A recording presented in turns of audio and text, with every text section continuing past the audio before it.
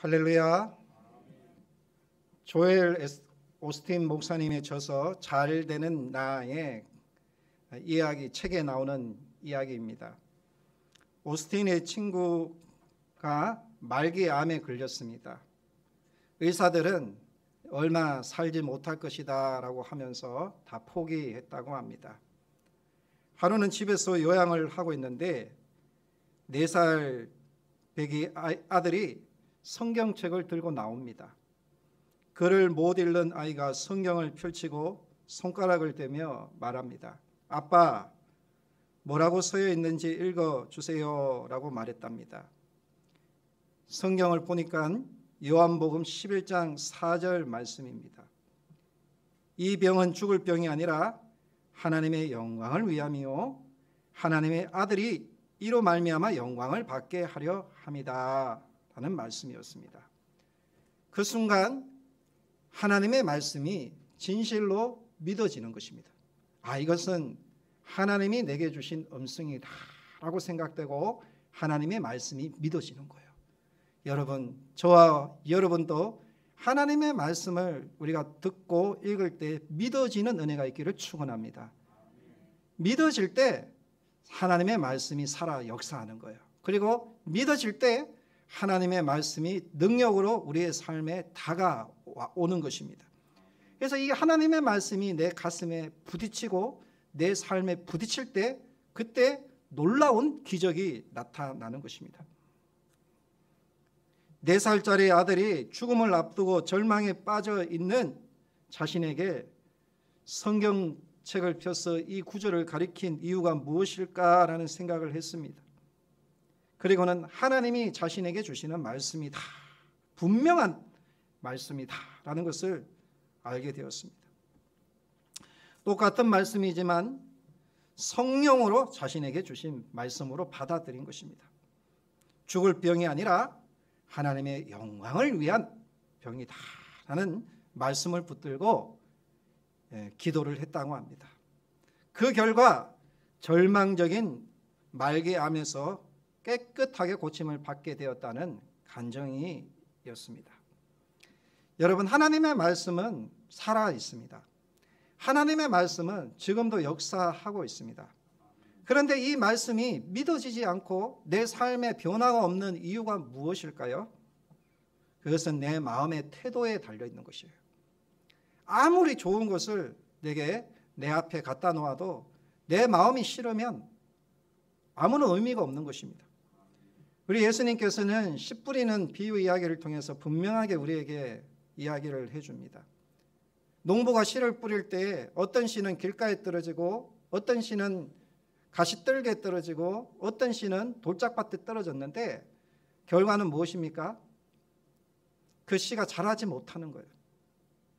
그런데 어떤 씨는 옥토밭에 떨어졌는데 그 씨가 30배, 60배, 100배의 결실을 했다라는 거예요. 어떤 차이입니까? 씨가 문제입니까? 밭이 문제입니까? 이 밭은 우리의 마음밭을 이야기하는 거예요. 우리가 그래서 예수님께서 말씀하는 거예요. 들을 게 있는 자는 들으라. 하나님의 말씀을 옥토밭에 이 말씀을 들을 때 30배, 60배, 100배의 결실을 했다라는 것입니다. 그렇습니다. 우리가 하나님의 말씀을 들을 때 믿음으로 들어야 되는 거예요. 우리가 진실한 마음으로 하나님의 말씀을 들을 때 이 말씀이 내 혼과 영과 관절과 호시를 찔러 쪼개어서 하나님의 능력의 역사가 나타나는 것입니다. 그래서 로마서 10장 17절에 보면 믿음은 들음에서 나며 들음은 그리스도의 말씀으로 말미암는다라고 했습니다. 우리가 어떠한 마음으로 이 말씀을 들을까? 우리가 이 말씀은요, 동일한 말씀이지만 어떠한 자세로 말씀을 듣느냐에 따라서 이 역사가 다르게 나타날 수가 있는 것입니다. 오늘 성경에 보면 니고데모라는 사람이 나옵니다. 그는 당대의 유명한 지식인입니다. 니고데모의 이름은 백성의 정복자, 백성의 승리자라는 뜻을 가지고 있습니다. 그는 바리새인이었습니다. 당시에 그 이스라엘 땅에는 6,000명의 바리새인들이 있었다고 합니다. 그들은 율법을 지키는 것이 구원의 길이라는 것을 믿는 사람들이었습니다. 그래서 그들은 의롭게 살려고 했습니다. 매일 기도했고 금식했고 11조도 했습니다. 그리고 스스로 자신을 의롭다 생각했고 경건하기 때문에 자신들은 구원받을 것이다 라고 했습니다. 그런데 이러한 사람들의 약점이 무엇입니까? 우리가 너무 깨끗하게 살려고 하고 너무 우리가 경건하게 살려고 하면 어떤 마음이 생기냐 하면 남과 비교하는 마음이 생기게 돼요. 하나님 앞에서 자신은 거룩한지는 몰라요. 하나님 앞에서 자기는 의로운지 모르지만 도리어 그것이 사람을 대할 때 걸림돌이 될 수 있는 경우를 많이 보게 됩니다. 자기가 기도를 많이 한다고 하는 사람들, 성경 말씀을 많이 읽는다고 하는 사람들, 금식을 많이 한다고 하는 사람들을 보면 기도 안 하고 금식하지 않고 경건하게 살지 않는 사람들을 사랑하기보다는 정죄하는 경우가 있더라고요. 도리어 그들을 판단하고 비판하는 경우가 있습니다. 여러분, 우리가 서로 사랑할 때 율법을 이루게 되는 것이 율법을 지킨다고 해서 사랑하는 것은 아닙니다. 율법을 지킨다고 해서 구원을 받는 것은 아닌데 이 바리새인들은 이 율법을 지킴으로 자기가 경건해지고 의로워지고 구원을 받는다라는 착각을 한 것입니다. 그래서 그 당시에 세리와 죄인과 가난한 사람들을 이 바리새인들은 업신여겼습니다. 그들을 무시했습니다. 당시에 이 바리새인들이 대부분 이러한 사람이었는데 오늘 니고데모도 바리새인이었습니다. 그런데 이 니고데모는요, 바리새인 중에서도 가장 엘리트 집단인 70명으로 구성된 사내들인 공회의원의 의원이었습니다. 그는 유대인 상류 계층이었습니다. 그는 부도 있었고 권력도 있었고 명예와 학식을 갖춘 사람입니다. 이런 사람들은 대부분 자신의 체면과 명예를 중요시합니다. 그리고 자신의 생각을 굳게 믿고 살아가는 것이죠. 그런데 오늘 본문을 통해 보면 이 니고데모는 나름 바리새인처럼 하나님을 잘 섬긴다고 생각했는데 거듭나지 못한 인생이었고 하나님을 만나지 못한 사람이었습니다. 머리로만 하나님을 아는 정도였습니다. 그는 아직 하나님의 말씀의 능력을 경험하지 못했습니다. 그런데 이 니고데모는 진리에 대한 고민이 있었던 것 같아요. 아무리 자기가 생각을 해봐도 예수님께서 행하신 이 표적이 이해가 되지 않는 거예요. 여러분, 하나님께서 행하시는 이 기적과 능력이 인간의 이성으로 이해될 수 있다면 그거는 불가능한 것이죠. 그래서 이 니고데모가 밤에 잠을 자지 못합니다. 근데 보면 하나님께서 그를 부르시는 장면입니다. 그래서 이 니고데모는요, 밤중에 예수님을 찾아옵니다. 니고데모는 자신이 예수님을 찾아가는 것으로 생각을 했을 것입니다.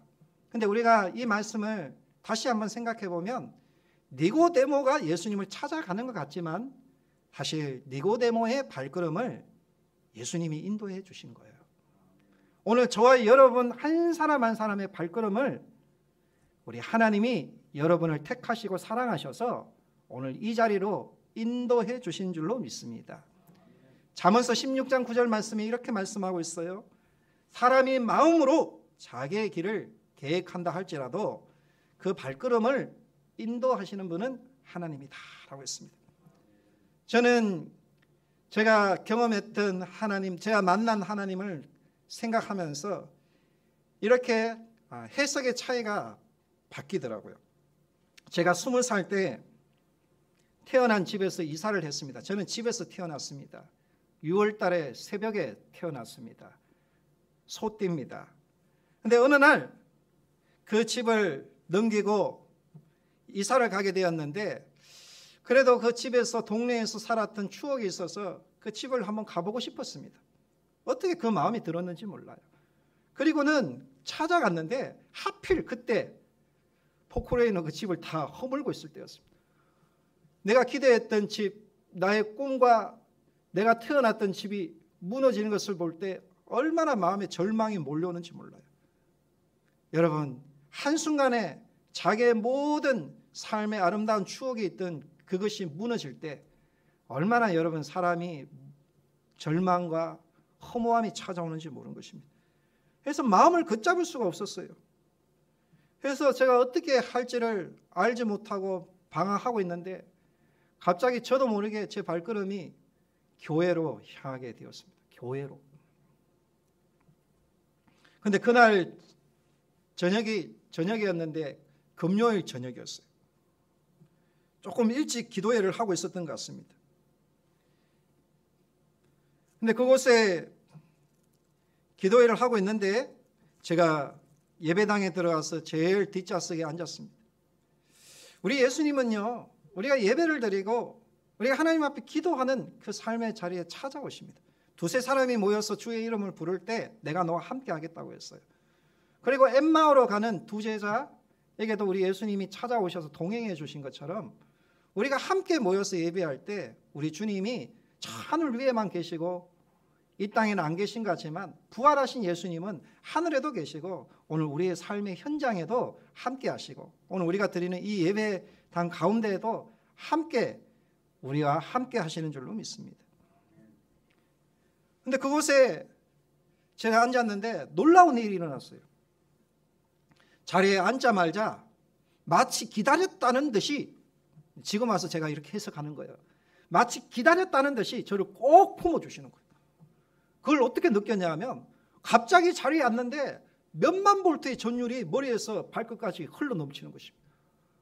얼마나 그런데 그것이 너무 사랑스럽고 포근한 거예요. 지금 와서 그것을 해석해 보면 예수님이 미리 오셔서 기다리고 계셨구나. 그리고 나를 발걸음을 인도하고 계셨구나.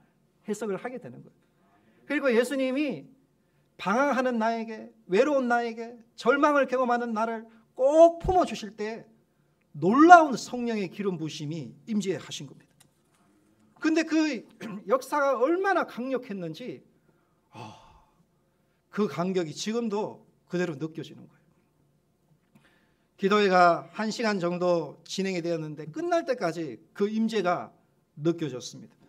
그리고 하나님 앞에 기도를 하는데 단 한마디 기도밖에 나오지 않더라고요. 어떤 기도였을까요? 나는 죄인입니다. 이 기도 한마디밖에 안 나와요. 여러분, 우리가 주님 앞에, 보좌 앞에 마지막 날 서게 될 때 우리가 이 땅에서 어떻게 살았습니다. 이럴 것 같죠? 자기의 의로움을 나타낼 것 같죠? 네, 그래도 예수님 믿고 구제도 하고 전도도 하고 봉사도 하고 열심히 살았습니다. 이렇게 말할 수 있을 것 같죠? 우리 죄밖에 드러나지 않습니다. 하나님의 은혜를 받은 자는 자신의 죄를 발견하게 되는 것입니다. 여러분, 이 죄를 발견한다는 것이 얼마나 큰 은혜인지, 가장 큰 은혜가요, 자신의 죄를 발견하는 거예요. 자신의 죄. 이게 가장 큰 은혜예요. 그런데 주님께서 제 마음에 평강을 주시고 두려움을 다 몰아내시고 하나님의 은혜를 주신 것입니다. 그렇습니다. 우리 하나님은요, 내가 원해서 인생의 길을 걸어가는 것 같지만 하나님의 택한 백성은요, 그 발걸음을 우리 예수님이 인도해 주십니다. 예수님이 길이요 진리요 생명이 되셔서 오늘 저와 여러분과 동행하고 계시고 여러분을 보호하시고 사랑해 주시고 마치 기다렸다는 듯이 여러분 기다렸다가 꼭 품어주시는 하나님이십니다. 그래서 우리가 예수님을 믿는다는 것은 얼마나 큰 복인지 몰라요. 우리 예수님께서 말씀합니다. 누가복음 5장 32절 말씀에 내가 의인을 부르러 온 것이 아니요 죄인을 불러 회개시키러 왔다라고 했습니다. 나 같은 죄와 허물로 죽었던 나를 우리 주님이 살리기 위해서 이 땅에 인간의 몸을 입고 십자가에 죽으시고 부활하심으로 우리의 부활의 산 소망이 되신 줄로 믿습니다. 그래서 이 기독교는요, 부활의 종교예요. 죽음 이후에 우리가 육신의 몸이 죽어지면 다시 주님께서 나라는 정체성의 영적인 몸, 천사도 몸이 있잖아요. 저 영적인 몸을 입혀주셔서 우리로 하여금 부활의 자녀로 살게 해주시는 거예요. 그때는 우리가 완전한 영적 존재예요. 그런데 지금 우리가 살아가고 있는 이것은 육과 영의 세계를 우리가 왔다 갔다 하면서 사는 거예요. 육신의 몸을 입고 있기 때문에 육의 세계에 살고 있는 거예요. 아직 세상 가운데 살고 있기 때문에 우리가 육신을 덧입고 살고 있는 것입니다. 그러나 성령으로 말미암아 죽었던, 죄와 허물로 죽었던 우리 영혼을 주님이 살려주셔서 우리가 이 영적 세계를 동시에 살고 있는 것입니다. 오늘 이 니고데모는 예수님을 찾아왔습니다. 사실 찾아온 것이 아니라 예수님이 니고데모의 발걸음을 인도해 주신 것입니다. 왜 우리 예수님이 이 니고데모를 불렀을까요? 첫 번째, 표적을 보고 믿게 하기 위함입니다. 믿게 하기 위하여 주님이 니고데모를 불러주신 거예요. 그는 권력과 명예와 돈과 지식이 있는 사람입니다. 세상적으로는 남부를 것이 없는 사람입니다.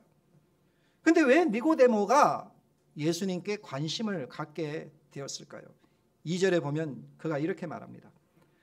그가 밤에 예수께 와서 이르되 랍비여 우리가 당신은 하나님께로부터 오신 선생인 줄을 아나이다. 니고데모가 예수님을 누구로 알았습니까? 선생으로 알고 있었어요. 그냥 흔히 예수를 믿지 않는 사람들처럼 예수님은 성인이다. 그냥 인간이다. 그 정도 알고 있었던 거예요. 근데 하나님이 함께하지 않으시면 당신이 행하시는 이 표적은 아무도 할 수 없습니다. 그래서 이상한 거예요.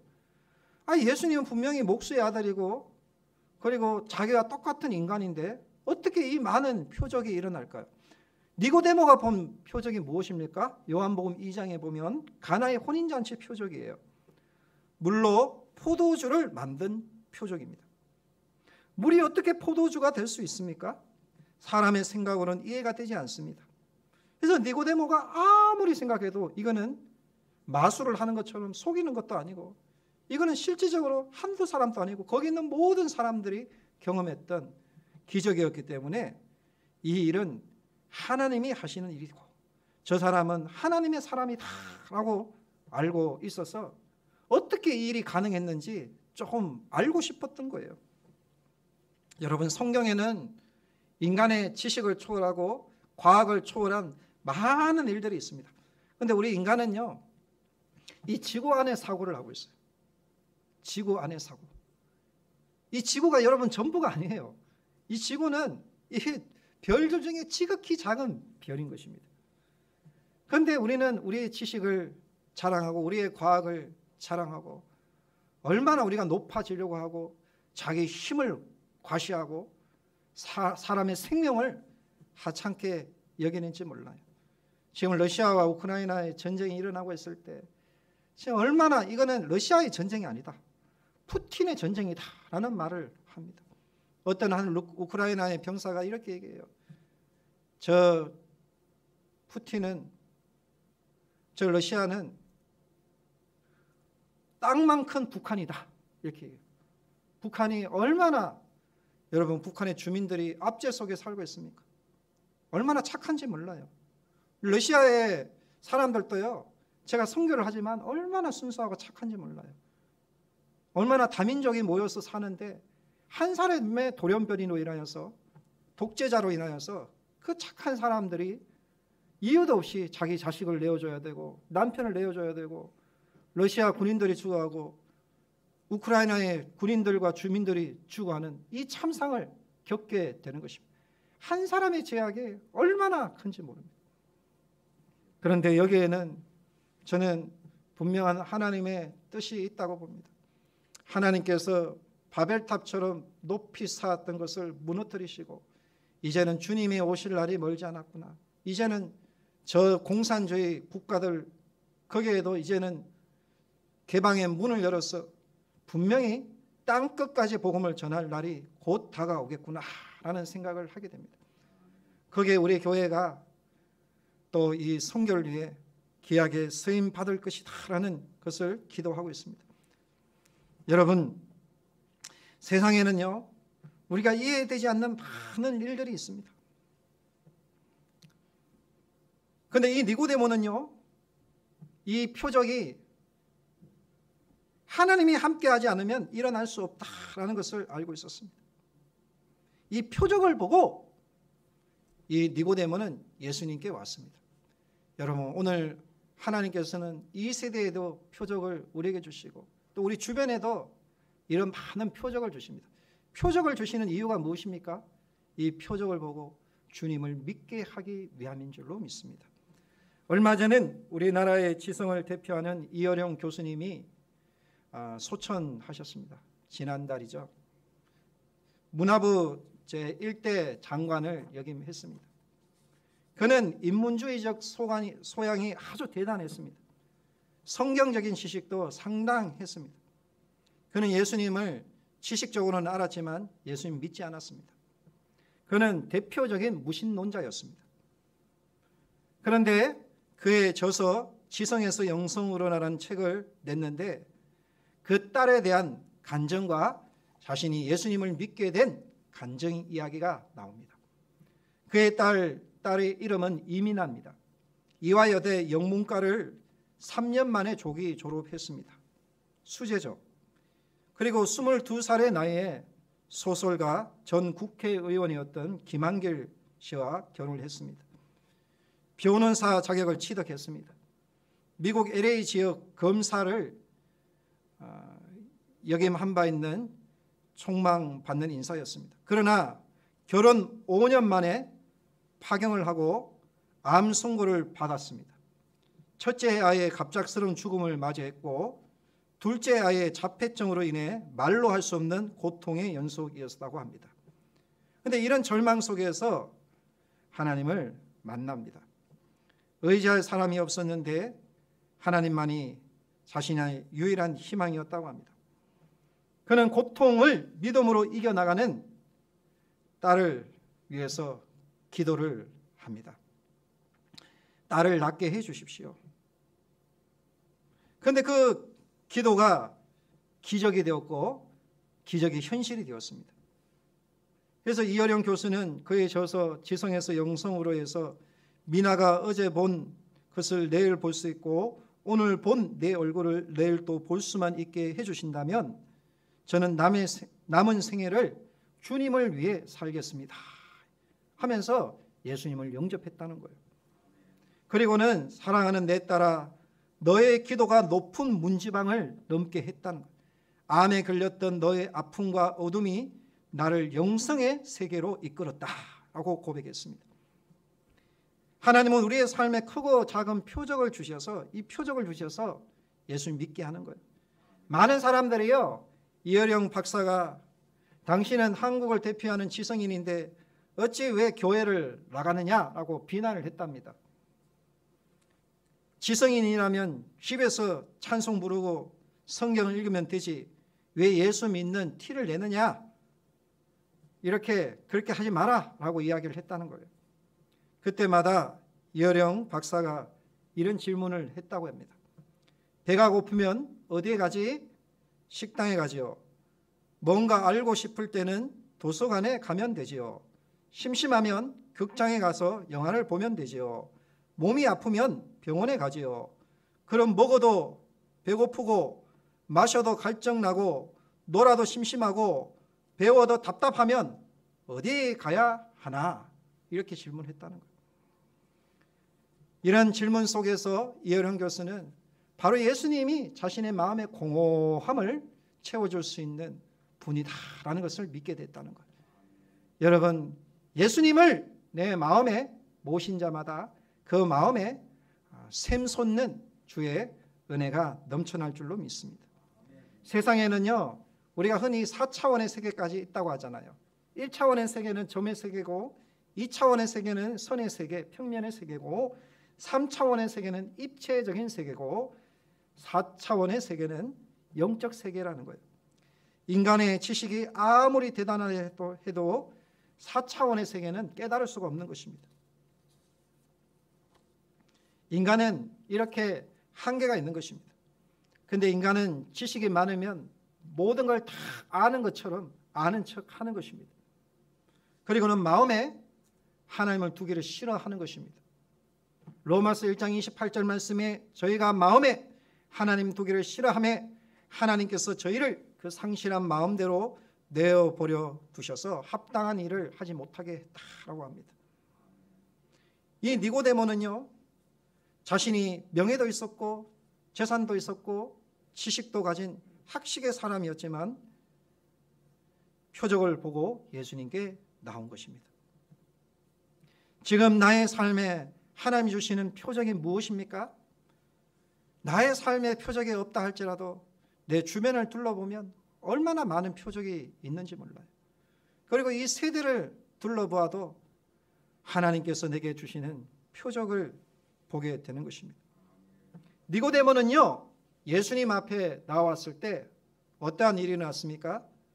두 번째, 니고데모는 거듭나는 은혜를 받았습니다. 여러분, 우리가 예수를 믿고 거듭나야 돼요. 거듭난다라는 말은 두 번 태어난다라는 말이에요. 한 번은 엄마 뱃속에서 육신으로 태어나는 것이고, 한 번은 영적으로 하나님으로부터 태어나는 거예요. 하나님으로부터 태어난다라는 말은요, 죄와 허물로 죽었던 우리 영혼이 예수님을 믿을 때 예수의 피가 그 죄를 씻겨주시고 성령이 다시금 우리에게 생명을 주심으로 우리 영혼이 다시 살아나는 거예요. 그래서 흔히 말하기를 이 영혼이 우리 인간의 정체성이 다 자아다 이렇게 얘기를 하는 거예요. 그런데 이 영혼이 사람이 육신이 죽어질 때 죽음 이후에 다시금 부활의 몸을 입고 내가 어떤 존재였는데 천국에 서 있는 자신을 보게 되는 거예요.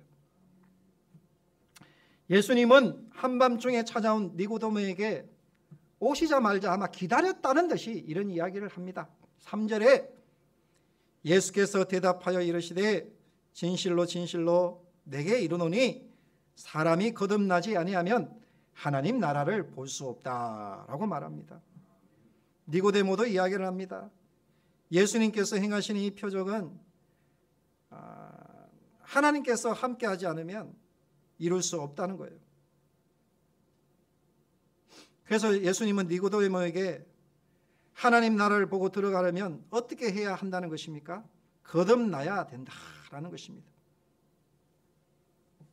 그래서 4절에 다시 예수님이 얘기합니다. 니고데모야, 데모가 얘기합니다. 니고데모가 이르되 사람이 늙으면 어떻게 날 수 있습니까? 두 번째 모태에 들어갔다가 날 수 있습니까?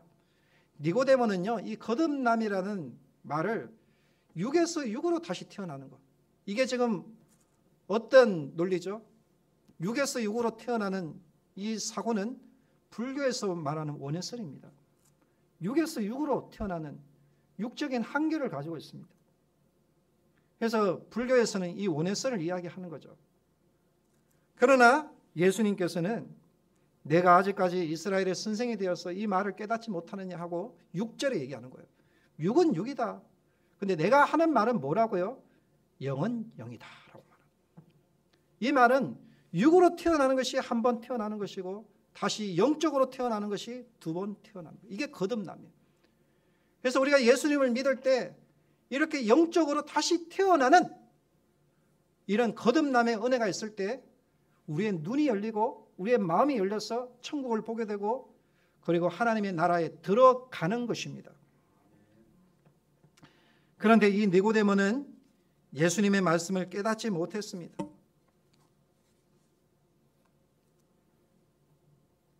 그렇습니다. 그때 예수님께서 구체적으로 얘기하는 거예요. 사람이 거듭나려면 물과 성령으로 거듭나야 된다. 여기서 물은 무엇입니까? 베드로전서 1장 23절 말씀에 너희가 거듭난 것이 썩어질 씨로 된 것이 아니요 썩지 아니할 씨로 된 것이니 하나님의 살아있고 항상 있는 말씀으로 되었다. 거듭난 것이 무엇으로 되었다고요? 말씀으로 거듭났다는 거예요. 그렇습니다. 디도서 3장 5절에도 우리를 구원하시되 우리의 행한 바 의로운 행위로 말미암지 아니하고 오직 그의 긍휼하심을 쫓아 중생의 시선과 성령의 새롭게 하심으로 하셨나니 그러므로 우리는 물이신 말씀과 성령으로 거듭나는 것입니다. 나중에 이 니고데모 어떻게 되었을까요, 여러분? 하나님의 말씀을 듣고 거듭난 거예요. 거듭난 거예요. 어떻게 알 수 있습니까? 세 번째, 거듭난 니고데모는 자신의 소유를 팔아 예수님을 섬기게 됩니다. 마태복음 13장 44절에 보니 천국은 마치 밭에 감추인 보화와 같으니 사람이 이를 발견한 후 숨겨두고 기뻐하며 돌아가서 자기의 소유를 다 팔아 그 밭을 사는 것과 같다고 했습니다. 우리가 예수님을 만난 사람들은요, 정말 천국을 소유한 사람과 같은 것입니다. 예수님을 만난 많은 사람들이 자신의 소유를 팔기도 하고 그리고 예수님을 따르는 제자가 되었습니다.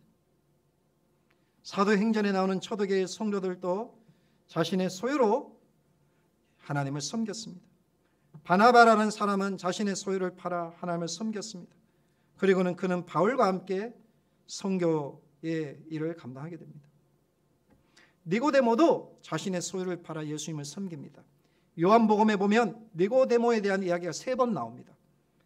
첫 번째는 요한복음 7장 50절에 대제사장과 바리새인이 예수님을 체포하려고 하석들을 보냅니다. 그런데 하석들이 예수님을 체포하지 못합니다. 왜냐하면 바리새인들이 하석들을 나무라자 니고데모가 하석들을 변호해 주는 것입니다. 예수님에 대한 변호자가 되는 것입니다. 이 말은 니고데모가 예수님을 믿고 거듭난 사람이 된 것을 알 수가 있는 것입니다. 뿐만 아니라 요한복음 19장 39절에 보면 니고데모가 예수님의 장례를 위해 모략과 침량 섞인 것을 100건쯤 가지고 왔다고 했습니다. 제자들이 다 도망갔습니다.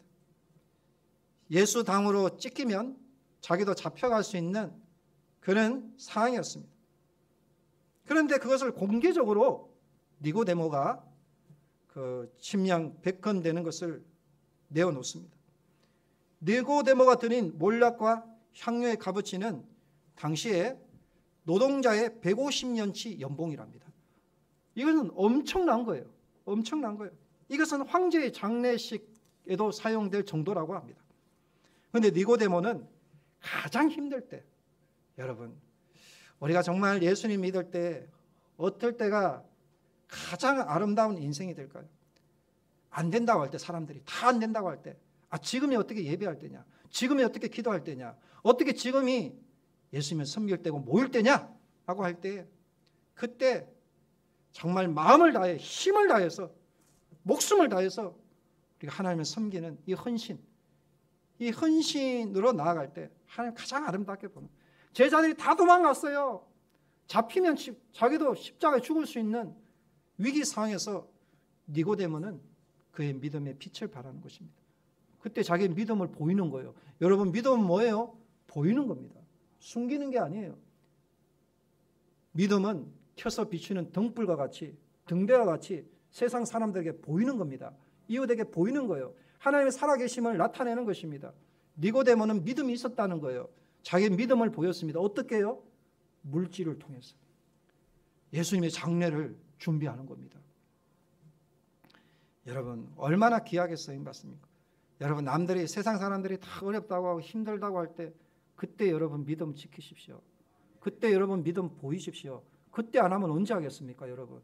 남들이 다 평안하고 안전하다 할 때 그때 여러분 그들과 똑같이 믿음 생활을 하겠습니까? 안 된다고 할 때, 할 수 없다고 할 때 여러분 그때 믿음의 등불을 밝힐 때입니다. 그런 자를 하나님이 복을 주시는 거예요. 니고데모가 그리하여 성경에 얼마나 하늘의 별과 같이 하나님이 기념하는 인물이 되었습니까? 하나님이 주신 재산 평생 가지고 천국 갈 때 가져가겠습니까?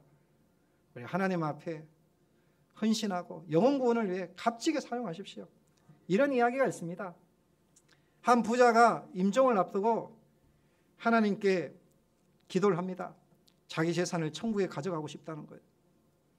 하나님은 안 된다고 응답했습니다. 그런데 끈질게 기도했습니다. 기도하는 법을 알았는지 끈질게 기도했어요. 그래서 하나님이 마지못해 허락을 해줍니다. 그런데 조건을 탁 걸었어요.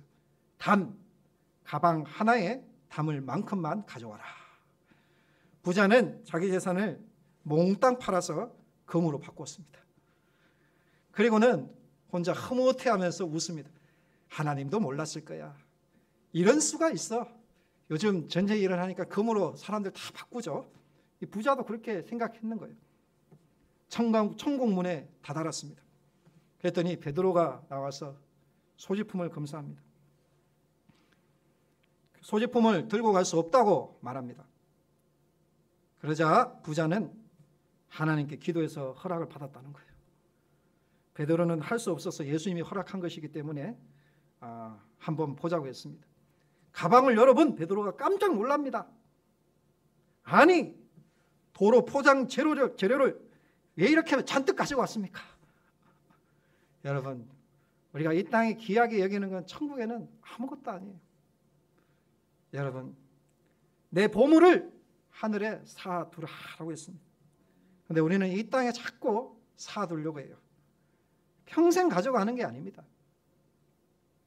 하나님이 내게 주신 것을 통해서 하나님이 내게 맡기신 재능이구나, 달란트구나 하고 생각해서 그걸 가지고 나눠주기를 좋아하셔야 돼요. 주라, 그리하면 흔들어 넘치도록 하여 너에게 안겨주리라고 했습니다. 주는 자가 복이 있다고 했습니다. 그리고 누가복음 16장 9절에 보면 내가 너에게 말하노니 불의의 재물로 친구를 사귀라. 그리하면 그 재물이 없어질 때에 그들이 너를 하나님의 처소로 인도하리라고 했습니다. 우리가 하나님이 주신 재물을 갖고 재능을 갖고 우리가 이웃을 섬기고 헌신하고 구제하면 결국 그것으로 인하여서 하나님께서 우리 영혼을 보존하시고 우리를 천국으로 인도해 주시는 것입니다. 베드로는요, 니고데모는 예수님의 표적을 보고 예수님을 찾아왔고 믿었습니다. 하나님이 우리의 삶에 크고 작은 표적을 줄 때 그 표적을 주신 이유는 믿게 하기 위함입니다. 뿐만 아니라 니고데모는 예수님께 와서 거듭났습니다. 여러분, 거듭나서 육의 사람이 영의 사람이 되었습니다. 다시 두 번째 태어난 새 사람이 된 것입니다. 그런 니고데모가 어떻게 헌신합니까? 니고데모는 자신의 소유로 예수님을 섬겼습니다. 할렐루야.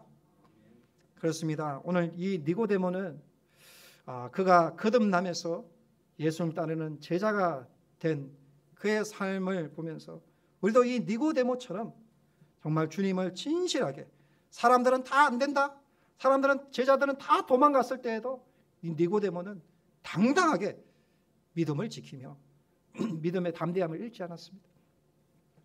요즘 우리 그리스도인들이요, 좀 강하고 담대해져야 될 필요가 있다라는 생각을 합니다.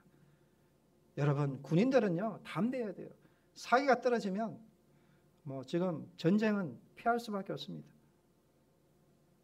그래서 이 코로나가 40만이 된다 할지라도 다니엘처럼 에스더처럼 죽으면 죽으리라, 사자굴 속에 풀무불 속에 들어갈지라도 죽으면 죽으리라 라는 그런 담대함을 갖고 우리가 좀 하나님 앞에 나아갈 때 그런 자를 하나님이 기억하시고 분명히 하나님께서 구원해 주시고 하나님께서 복을 주실 줄로 믿습니다. 그래서 우리가 예수님을 믿되 차지도 않고 덥지도 않는 이런 신앙인이 아니라 예수님을 믿되 정말 목숨을 다하고 마음을 다하고 힘을 다해서 예수님을 사랑하고 예수님을 믿는 저와 여러분, 믿음을 지키는 저와 여러분이 되기를 축원합니다. 기도하겠습니다. 하나님 아버지, 저 마귀는 우는 사자와 같이 삼킬 자를 두루두루 찾아 헤맨다고 했습니다. 하나님, 사탄 마귀는 우리를 시험하고 우리를 두렵게 하고 우리를 넘어뜨리는 자라고 했습니다. 하나님, 우리가 환난 날에 더욱더 담대한 믿음을 주시고 하나님을 의지하게 하여 주옵소서. 주님, 죄와 허물로 죽었던 나를 예수님의 생명으로 우리를 값주고 사시고 거듭난 인생이 되게 하셔서 영적인 사람으로 살게 하신 것 감사합니다. 오늘 니고데모를 거듭나게 하신 주님께서 우리의 삶에도 날마다 말씀과 성령으로 거듭나게 해주셔서 우리가 니고데모처럼 진실한 주님의 사랑을 사람들에게 세상 가운데 나타내는 사람으로 귀하고 존귀하게 쓰임받게 하옵소서. 코로나가 만연해 있는 이때에도 하나님 우리 안에 담대함을 주시고 믿음의 선진들의 믿음과 같이 담대함으로 믿음으로 마귀를 대적하고 이 어려움들을 승리하는 우리 성도님들 되게 하옵소서. 우리 발걸음을 우리 주님께서 니고데모의 발걸음을 인도하신 것처럼 우리를 진리 가운데로 인도하옵소서. 예수님의 이름으로 기도합니다. 아멘.